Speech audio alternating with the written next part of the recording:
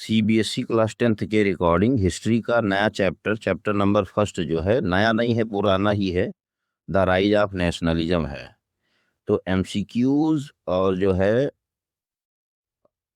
Short questions और long question जो 3 marks के और 4 मार्क्स के आते हैं बोर्ड एग्जाम में, 3 मार्क्स के और 5 मार्क्स के जो बोर्ड एग्जाम्स में आते हैं, उसको यहाँ पर डिस्कस किया जा रहा है।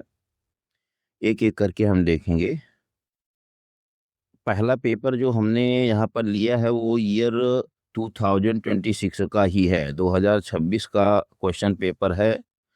पहला क्वेश्चन दिया गया है कि home does this picture represent, choose the correct option.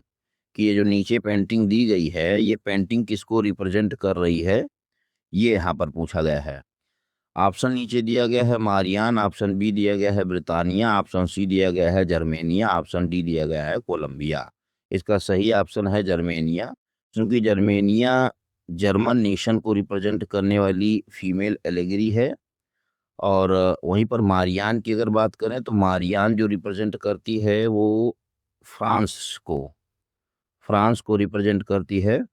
और बात अगर वहीं ब्रिटानिया की करें तो ब्रिटानिया रिप्रेजेंट करती है ब्रिटेन को, ये।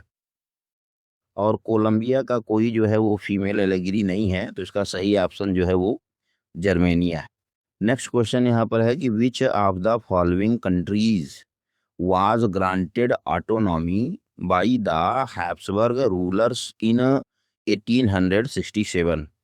थोड़ा सा यहाँ पर ग्रामर मिस्टेक्स है, जहाँ पर कंट्रीज लिखा है, यहाँ पर कंट्री होना चाहिए, कंट्री होना चाहिए। Which of the following country was granted autonomy by the Habsburg rulers इन 1867। तो इसका सही आंसर होने वाला है, 4 ऑप्शन दिया गया है। ऑप्शन ए इंग्लैंड है, ऑप्शन बी इटली है, ऑप्शन सी हंगरी है और ऑप्शन डी है रशिया। सही ऑप्शन इसका हंगरी होगा। एनसीईआरटी के पेज नंबर 18 पर इसका आंसर भी दिया गया है। यहाँ आप देख सकते हैं, the Habsburg rulers granted more autonomy to Hungarians in 1867। तो ये जो हंगरी स्टेट्स है, इसी को हैब्सबर्ग रूलर्स के द्वारा 1867 में ऑटोनॉमी दी गई थी। नेक्स्ट क्वेश्चन रीजनिंग और असर्शन बेस्ड है। Two statements labelled as assertions A and reason are given below. Read both the statements carefully and choose the correct option. तो असर्शन यहाँ पर दिया गया है, Giuseppe Mazzini was a revolutionary from Italy. और reason दिया गया, ही फाउंडेड अंडरग्राउंड ऑर्गेनाइजेशन। तो दोनों स्टेटमेंट देखिए यहाँ पर सही है, असर्शन भी सही है और जो है वो क्या कहते हैं, रीजन भी इसका सही है। इसलिए इसका करेक्ट ऑप्शन जो होने वाला है ये हो जाएगा both assertion and reason are true and reason R is a correct explanation of assertion ए।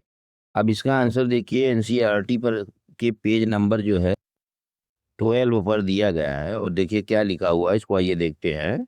यहाँ पर देखेंगे, ये ज्यूसेप्पे Mazzini was an Italian revolutionary and he subsequently founded two more underground societies। तो इस दोनों सोसाइटीज में पहली का नाम था जिसको इटली में यंग इटली मार्सेई में स्टैब्लिश किया, और दूसरा नाम था यंग यूरोप जिसको बर्न में स्टैब्लिश किया गया। तो यही अंडरग्राउंड, यही कंटेंट उठा करके उस क्वेश्चन में पूछा गया है। देखिए ईयर 2026 का ही ये एक दूसरा क्वेश्चन पेपर है, तो सेट 2 है यहाँ पर, अगर देख पा रहे होंगे ये सेट 2 है। यहाँ पर भी देखिए पहला क्वेश्चन जो दिया गया है, identify this image of all allegorical figure a European nation during the 19th century from the following option.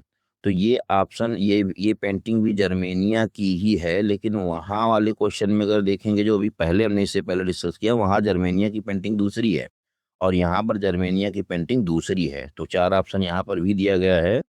पहला ऑप्शन दिया गया है ब्रिटानिया, मारियान, हेल्वेशिया और डी दिया गया है जर्मेनिया। तो इसका आंसर जो है भी जर्मेनिया ही होगा। नेक्स्ट क्वेश्चन देखते हैं कि who among the following gave the civil code of 1804 in France. Option यहाँ पर दिया गया Alexander Charlemagne, Maximilian Lafayette, Ferdinand archduke, Napoleon Bonaparte. तो सही आंसर इसका हो जाएगा नेपोलियन बोनापार्ट।